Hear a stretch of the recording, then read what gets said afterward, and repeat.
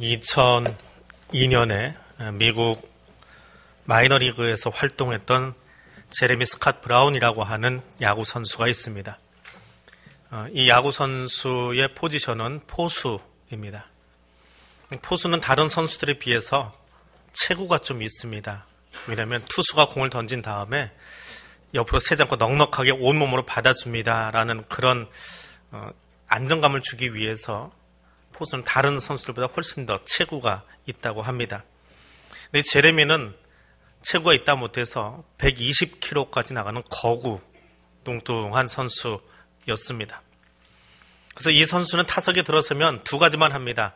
1루타 치고 달려나가든지 홈런 치든지. 왜냐하면 발이 너무 느려가지고 2루까지 뛰기가 힘이 든 그런 선수였습니다. 근데 어느 날 2002년에 이 제레미 스캇 브라운이 작정을 합니다. 나도 한번 2루까지 달려보겠다. 작정을 하고 타석에 들어섰습니다. 그리고는 투수가 던진 공을 힘껏 받아칩니다. 그리고는 정말 전속력을 다해서 2루로 뛰기 시작합니다. 야구 모르시는 분들도 알지만 가장 기본적인 것이죠. 1루는 직진 코스입니다. 밟고 그냥 지나가 버리면 되지요. 2루는 어떻게 해요? 포물선을 그리고 옆으로 돌아야 됩니다. 근데 늘 직진 코스로만 뛰던 선수가 그날따라 옆으로 돌기 시작합니다. 근데 안 쓰던 코너링이지요. 휘청하고는 1루 베이스 밟고 지나가자마자 몇 걸음 안 떼고 넘어져 버렸습니다. 놀래가지고 뒤로 돌아서 엉금엉금 기어가지고 헤드 슬라이딩 하지요. 손을 쫙 뻗어서 1루 베이스를 터치를 합니다. 깜짝 놀라서 베이스를 터치한 다음에 고개를 들고 앞을 쳐다봅니다. 심판이 아웃인지 세이프인지 판정해 주기를 기다리고 보고 있습니다. 저 장면입니다. 이렇게 고개를 들고 있는데 심판이 가만히 있는 거예요. 빨리 판정을 해줘야 이렇든지 말든지 하는데 좀 이따가 상대편 1루수가 와서 툭툭 치면서 이야기합니다. 야, 이 친구야, 너 홈런 쳤어. 겸연쩍게 일어나서 흙을 툴툴 털고 2루로 뛰기 시작합니다. 그 뚱뚱한 몸으로 2루를 지나가고 있는데 2루수를 수비하고 있던 선수가 팔을 돌립니다. 이 팔 왜 돌리는지 아시지요? 예, 빨리 뛰라고 하는 주루 코치의 사인입니다. 3루를 지나갈 때쯤 되면 선수들이 뒤를 못 봐요. 어떤 상황이 벌어지는지. 그때 상황을 읽고 있는 코치가 자기 편 선수에게 지금 안정적이니까 공이 아직 오지 않았으니까 너 홈으로 뛰어 들어가라는 사인인데 2루수가 혹시나 이 선수가 또 2루에서 머뭇머뭇할까봐 빨리 뛰어가라고 손짓을 합니다. 3루에 갔더니 3루수가 또 손짓하면서 홈으로 뛰어 들어가도 좋다고 손짓을 합니다. 이 선수는 후에 메이저리그로 승격해서 선수 생활을 마감합니다. 근데 선수 생활을 마감하면서 자신의 일생을 뒤돌아보면서 가장 부끄러웠던 날, 그날이 2002년 그날 홈런을 치고도 1루와 2루 사이에서 머뭇거리고 있던 자신의 모습이었다고 이야기합니다. 오늘 우리의 모습은 어떻습니까? 이미 주님께서 십자가를 통해서 내가 이미 세상을 이기었노라 말씀하시는데 나는 여전히 1루와 2루 사이에서 머뭇거리는 신앙생활을 하고 있지는 않은지요? 선교는 내가 이미 세상을 이기신 주님의 뒤를 따라서 걸어가는 것입니다. 오늘 그 말씀을 함께 나누려고 합니다. 오늘 본문은 골로새 교회에 보낸 편지입니다. 골로새는 로마의 식민지였던 소아시아, 현재 터키의 내륙 도시입니다. 페르시아와 헬라 제국 시절에는 부르기아의 대도시라고 불렸지만 1세기 예수님이 계시던 그리고 사도들이 활동하던 그 시기에는 160km 떨어진 지근거리에 에베소가 대도시로 성장하면서 일개 시장으로 전락해버린 도시입니다. 그래서 라이트 푸시라고 하는 신학자는 바울이 편지를 보낸 교회 중에 가장 중요하지 않은 곳, 그래서 골로새라고 이야기합니다. 바울은 이 골로새 교회에 짤막한 편지를 보냅니다. 그리스도는 교회의 머리가 되시고 교회는 그리스도의 몸이라고 가르칩니다. 예수를 교회에서 끌어내려고 하는 모든 작업들, 사람이 우위에 서고 예수보다 더 귀한 것들이 우위에 서가고 있는 잘못된 교회를 향해서 쓴 편지가 골로새서입니다. 그래서 골로새서는 1장과 2장에서 그리스도의 우월성에 대해서 얼마나 탁월하신 분인가에 대해서 기록하고 있고 3장과 4장에서는 그러한 예수에 대해서 복종하라고 이야기합니다. 구체적으로 4장에 들어와서는 개인적인 헌신에 대해서 그리고 비그리스도인들을 향한 그리스도인들이 가져야 될 지혜로운 태도가 어떠한 것인지를 적고 있습니다. 그리고 마지막으로 오늘 본문에서는 골로새 교회로 가게 될 동역자들 그리고 자기가 기억하는 또 다른 선교 동역자들의 이름을 나열하고 축복의 기도를 하는 것으로 마무리합니다. 본문은 그 사람들의 이름입니다. 그 이름들이 갖는 의미가 무엇인가 그것을 오늘 함께 묵상하려고 합니다. 그 첫 번째는 이것입니다. 나의 마음이 하나님께로 향하도록 살아가시기를 바랍니다. 여기 등장하는 사람들이 있습니다. 두기고, 오네시모, 아리스타고, 마가, 유스도, 에바브라, 누가, 데마, 눈바, 아키포까지 출신과 성별과 역할이 다 다릅니다. 바울과 함께 했던 시간들도 다릅니다.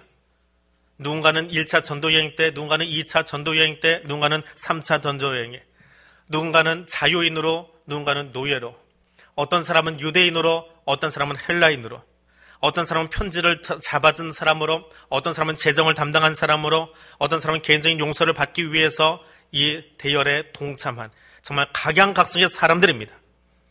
그러나 공통적인 것은 이렇게 여러 가지 모양으로 모였지만 바울의 전도 여행 중에 어떤 사람은 순적하게 예수를 만나고 어떤 사람은 심한 갈등 속에 만나고 어떤 사람은 믿음의 첫 대가 있는가 하면 오늘 본문 속에는 믿음의 두 번째 대를 이루어가는 아들의 세대도 있는데 이 사람들의 공통점을 찾으라고 한다면 예수 복음 증거하는 데 있어서 한 마음이었다라고 하는 것입니다.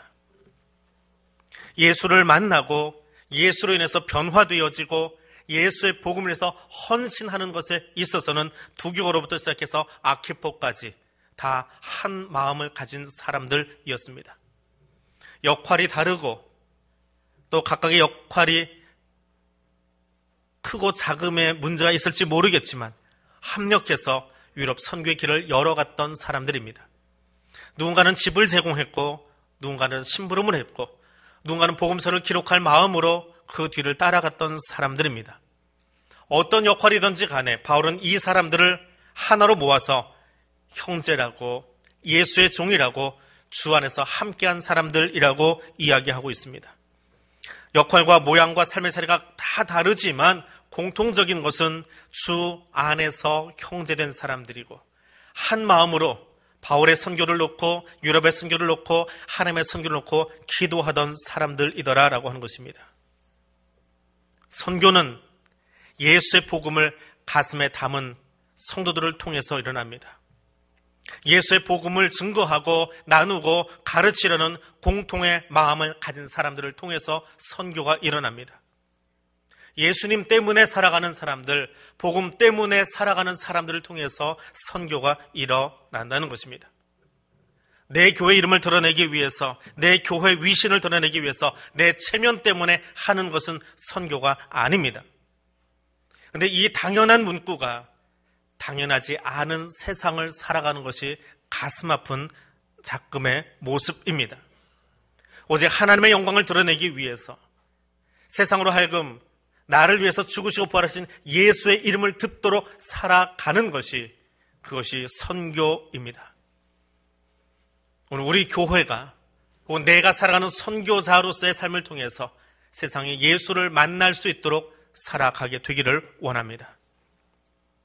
두 번째로 오늘 본문 속에서 내가 들은 복음을 들고 세상으로 나가는 사람들의 모습을 만날 수 있습니다. 복음을 들은 사람들의 세 가지 부류가 있습니다. 첫 번째는 자기 혼자만 신앙생활 잘하는 사람입니다. 주일날 예배 나와서 예배 드리고 집에 가면서 나는 그리스도인입니다. 나 예배 잘 드렸습니다. 만족하고 돌아가는 사람들이 있습니다. 두 번째는 예수를 믿고 교회 출석하면서 주변 사람들에게도 이야기합니다. 나 예수 믿습니다. 나 교회 나갑니다. 그러니까 이런 것 저런 것 이런 자리 저런 자리는 좀 피하게 해주십시오. 나는 좀 구별되고 싶습니다까지 말하는 사람입니다.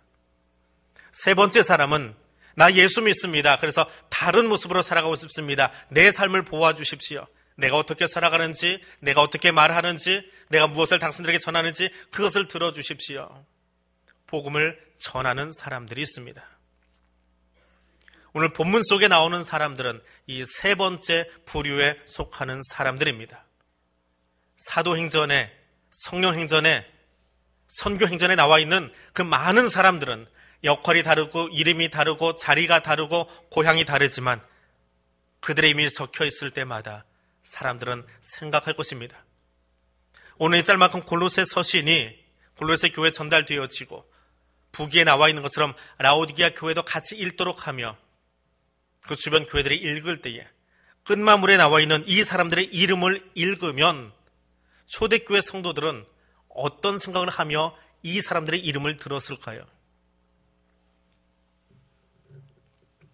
예수 만나면 사람이 바뀌는구나. 예수 만나고 나니까 관계하는 것이 바뀌구나. 당시의 로마 사회는 90%가 노예인데 주인의 돈을 훔쳐서 도망갔던 저 오네시모가 바뀌어서 새 삶을 살고 정말 이름값 하는구나. 유익한 자가 되는구나. 나도 노예인데. 저 오네시모와 저 빌레몬이 만나서 교회의 아름다운 충성된 일꾼이 되어가는구나. 우리도 그렇게 살아야 되겠다라고 하는, 여기 써 있는 오네시모의 이름을 보면서 초대교회 성도들은 그렇게 기억했을 겁니다. 예수 만나면 겁쟁이가 담대한 사람이 되는구나. 저 마가를 보니까 그래. 무서워서 산을 못 넘어가겠다고 도망갔던 젊은이가 예수 복음으로 훈련받고 제자 훈련 끝나고 나니까 담대하게 되어서 유럽까지 따라왔구나. 그리고 바로 저 친구가 제일 첫 번째 복음서를 쓴 마가복음의 기자구나. 겁쟁이도 바꾸셔서 담대한 사람으로 쓰시는 분이 하나님이시구나. 나도 바꾸시겠지. 나 같은 겁쟁이도, 나 같은 무능력자도 하나님이 만나시면 바꾸어서 써주시겠지라고 하는 기대감으로 이 이름을 들을 것입니다. 저 사람은 누굴까?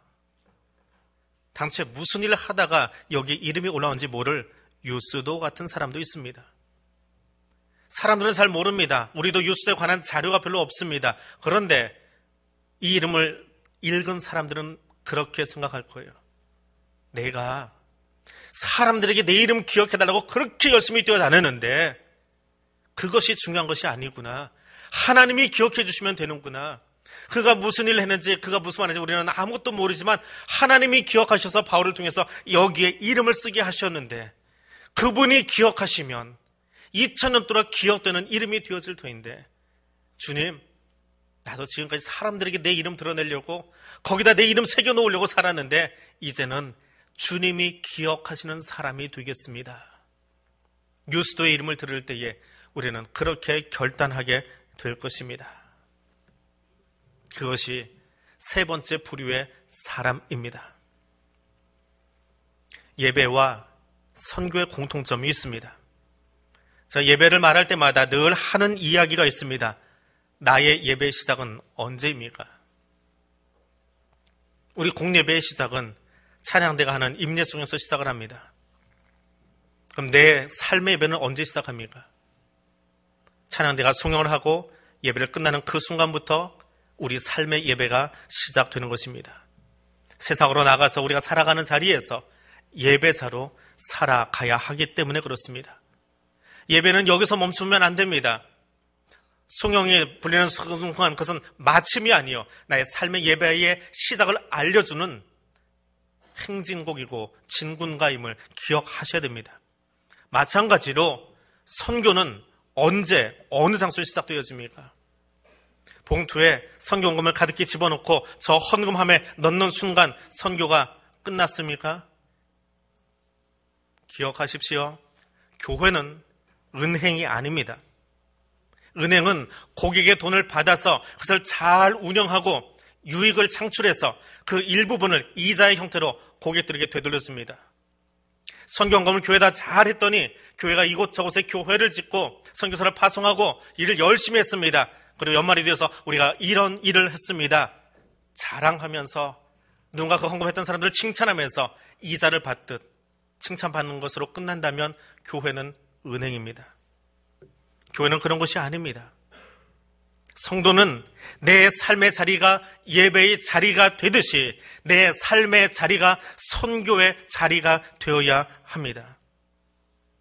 누군가 여러분을 보고 당신을 쳐다보니까, 당신의 삶을 지켜보니까 나도 교회 나가고 싶습니다 라고 말한다면 당신이야말로 진짜 선교사입니다. 해외 선교사가, 사역하는 선교사님들이 해외에 나가서 현지어를 배우고 현지 문화를 배우고 현지어로 설교해서 영혼 구령하는 것도 아주 중요한 사역입니다. 그런데 더 중요한 선교는 그곳에 머물고 있는 그 사람이, 그 선교사님이 그 삶의 자리에서 살아가는 모양이, 그가 시장을 지나가고 그가 골목을 지나가고 그가 사람을 만나는 그 삶의 모습을 지켜보고 누군가가 우리 땅의 이방인인 당신의 삶을 보니까 우리가 믿는 신하고 당신이 믿는 신이 다른 것 같아요. 나도 당신의 신을 섬기고 싶어요. 나도 당신의 입술에 들어가 있는 그 복음을 들어보고 싶어요 라고 말한다면 진짜 선교사가 된 것입니다. 여러분이 그 선교사가 되시기를 바랍니다. 선교는 나의 자리에서 시작하는 것입니다. 내가 만난 예수의 이야기를 들고 세상으로 나가서 작은 예수로 사시기 바랍니다. 예배가 끝나고 교회 밖으로 나간 뒤에 목사로 살지 말고 장로로 살지 말고 권사로 살지 마십시오. 작은 예수로 사십시오. 예수님처럼 말하고 예수님처럼 행동하고 예수님처럼 걸어가십시오. 그래서 세상이 여러분을 바라볼 때에 내가 오늘 예수를 만났습니다. 당신 그리스도인 맞지요? 나도 당신처럼 예수 믿어보고 싶습니다 라고 말할 수 있는 작은 예수로 살아갈 수 있기를 원합니다. 마지막으로 선교에 있어서 기도의 후원은 아주 중요한 사역입니다. 군대 이야기 요만큼만 하겠습니다. 남자분들 군대 다녀오셨지요? 군에 가면 여러 병과가 있습니다. 전투병과라고 부르는 곳이 있습니다. 무엇이 있습니까? 보포기공통이라고 그러는데 보병, 포병, 기갑, 공병, 통신, 전투를 하기 위해서 편제되어진 병과들입니다. 그런데 이 보포기공통 5개 병과만 있으면 전쟁을 치릅니까? 아니요. 병사들이 옷도 입어야 되고 음식도 먹어야 되고 잠도 자야 되고 다치면 병원도 가야 되고 전장터에서 사람이 죽으면 새로운 신병을 보충하기 위해서 훈련소도 필요하고 매일 전쟁을 치르면서 상처받은 영혼들을 말씀으로 치료할 수 있도록 군종병과도 필요하고 전투병과도 필요하지만 전투를 적절하게 잘 치르도록 뒤에서 지원해주는 지원부대가 꼭 있어야 합니다. 지원부대가 적을수록 장기전을 치를 수 없기 때문에 그렇습니다. 선교는 누가 합니까? 사도행전 1장 8절에 가면 예수님의 마지막 명령이 나옵니다. 성령이 너에게 임하시면 너희가 권능을 받고 예루살렘과 온 유대와 사마리아와 땅 끝까지 이르러 내 증인이 되라고 말씀하십니다. 예루살렘에서 전도하는 사람이 사마리아까지 가서 전도하는 사람보다 부족한 사람입니까? 거꾸로 땅 끝까지 가서 선교하는 사람이 예루살렘에 머물며 전도하는 사람보다 위대한 사람입니까? 그렇지 않습니다. 성경 본문은 분명히 이야기합니다. 예루살렘과 유대와 사마리아와 땅끝, 이 모든 연결 부위에는 카이라고 부르는, 영어로 옮기면 엔드라고 불리는, 예루살렘도 유대도 사마리아도 땅끝도 가서 전하라라고 하는 것입니다. 각각의 선교지가 중요하다는 이야기입니다. 오늘 본문도 마찬가지입니다. 아시아의 두기고, 골로새의 오네시모, 데살로니가의 아리스타고, 유대의 마가와 유스도, 헬라의 에바브라와 누가와 데마, 다 각각 자신의 자리에서, 자신의 처소에서 선교하고 기도하던 사람들입니다. 무엇보다 선교는 기도의 동역자들이 중요하고 필요한 자리입니다. 지난주에 말씀드린 것처럼 예배는 영적 전쟁입니다. 더불어 선교도 더 치열한 영적 전투의 현장입니다.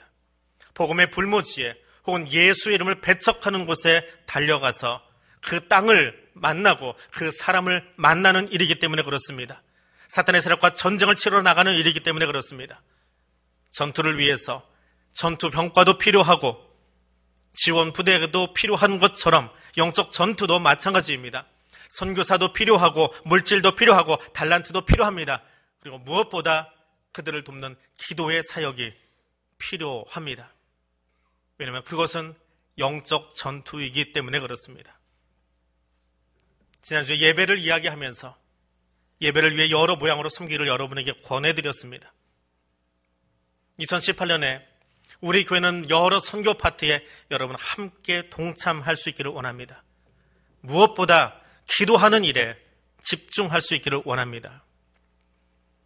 모든 부서가 다 선교를 위해 조직된 부서이지만 특별히 선교의 이름을 가지고 있는 해외 선교나 홈페이지 부서나 국내 선교부나 전도부나 북한 선교부나 천원 선교 모임에 적극적으로 동참하실 수 있기를 원합니다. 지난 해에 우리는 작은 부서 하나를 새로 만들었습니다. 그리고 당회는 나름대로 그분의 전문가라고 한 분을 그곳에 부장으로 또 한 분을 차장으로 앉혀 놓았습니다. 그리고 1년을 지났습니다. 오늘 재직회도 있고 감사 때도 나오겠지만 그 부서는 금년 한 해 동안 단 1원의 경상비도 쓰지 않고 잠잠히 있었습니다. 감사분들 뭐라고 이야기하실지 모르겠지만 아무튼 1년 동안 1원도 쓰지 않은 겉으로는 활동을 하나도 하지 않은 부서입니다. 2018년을 준비하면서 담당하신 집사님이 제 방에 들어와 이야기를 나누었습니다. 그 집사님의 짤막한 이야기, 제가 기억하는 것만 몇 마디 옮겨드리려고 합니다.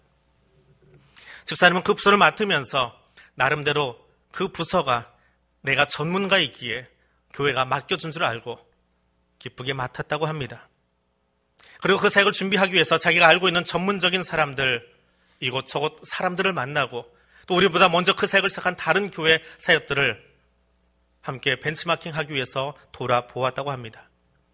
그러다가 깨달은 것은 이 일은 전문가가 하는 사역이 아니라 영적 전쟁이기에 기도가 빠지고 나면 할 수 없는 사역이라는 것을 깨달았다는 것입니다. 일을 진행하고 돈을 나누고 세미나 하는 것보다 더 중요한 것은 이 일이 선교의 사역이 영적 전쟁인 것을 알아서 기도하는 일에 먼저 사람들을 움직이고 그 기도 자리에 사람들이 함께 서야 되겠다라고 하는 것입니다. 그래서 새해 사역 가운데에 물론 교회가 하는 일반적인 선교의 여러 가지 외형적인 모습들도 진행하겠지만 중요한 것은 그 선교지를 놓고 그 땅을 놓고 사랑의 마음으로 원래회가 아니라 선교 기도회로 모일 사람들을 필요로 하노라고 고백하는 이야기를 들었습니다. 내가 전문가라고 자처하며 일을 시작했는데 이제는 회개합니다. 기도하는 일을 먼저 시작하겠습니다. 그 말을 듣고 목사인 제 마음이 얼마나 따뜻하고 행복했는지 모릅니다. 가장 듣고 싶었던 선교 사역의 중심이기 때문에 그렇습니다. 여러분, 조선 땅에 우리 한반도에 교회 부흥이 일어났던 그 시기에 우리 땅을 찾았던 선교사들이 했던 고백이 무엇입니까? 나는 백인이고 나는 지식층이고 나는 프로테스탄트고 나는 의사인데 니들은 눈은 자그마하고 누르딩딩하고 문맹률은 90%에 달하는 무지렁이라서 우리가 너희들을 얕잡아 보았다고 고백하며 무릎 꿇은 순간에 평양에서 원산에서 충주에서 부흥운동이 일어나기 시작했습니다. 그래서 이 땅을 기독교의 나라로 만들어가는 초석이 되었습니다. 우리가 지향하는 선교도 이와 같아야 합니다. 회개하고 기도하는 그 자리, 하나님 말씀 앞에 무릎 꿇는 그 자리가 우리 선교의 시작입니다. 교회 지어주는 일도, 선진화된 지식을 전달하는 일도, 계몽화하는 일도 중요합니다. 그러나 더 중요한 것은 우리가 예수의 심장을 가지고 이슬람권이 되었건 공산권이 되었건 힌두권이 되었건 아니면 내 옆집에 예수를 불신하는 사람이 되었건 그 영혼들을 향해서 기도하는 것, 저 영혼들을 내가 사랑할 수 있는 마음을 먼저 내 심장에 달라고 기도하는 것이 선교의 시작임을 기억할 수 있기를 원합니다. 선교는 우리의 대장 되신 예수 그리스도께서 이미 이기신 영적 전쟁을 따라가는 전투입니다. 1루 베이스와 2루 베이스 사이에서 왔다 갔다 하다가 끝나는 부끄러운 사람이 아니라 주님이 이기셨기에, 주님이 이미 홈런을 치셨기에 그 길을 기도하며 묵묵히 따라갈 수 있는, 기도로, 물질로, 달란트로 선교 현장에 동참할 수 있는 대항의 권속들이 되어지기를 주님의 이름으로 부탁드립니다. 기도하겠습니다. 거룩하신 하나님, 우리를 불러 예수 그리스도의 복음의 증인으로 삼으심을 감사드립니다.